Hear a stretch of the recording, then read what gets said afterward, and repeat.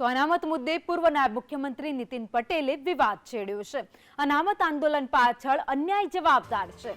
90 થી 95% આવે તો પણ મેડિકલમાં પ્રવેશ મળતો ન હતો। અમે નવી મેડિકલ કોલેજો શરૂ કરાવી હતી। સવર્ણ સમાજના છોકરાઓને એડમિશન મળતું ન હતું। મેડિકલ કોલેજોમાં પૂરતી બેઠકો ન હતી।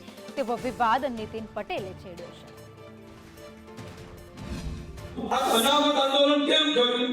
અનામત આંદોલન એટલા માટે થયું કે 90% 95% માર્ક્સ સામાન્ય વર્ગના બિન અનામત વર્ગના છોકરા છોકરીને આવે, પણ 95% આવે, 92% આવે તો પણ એને કદાચ મેડિકલની સીટો ગુજરાતમાં કે ભારતમાં ઓછી હતી ત્યારે એડમિશન નતું મળતું। હવે વધારે એડમિશન લેવા હોય ત્યારે ના મળે એટલે જ્યારે બહુ જ ટકા આવ્યા હોય એ વિદ્યાર્થીને અસંતોષ થાય, એના મા બાપને અસંતોષ થાય, એના કારણે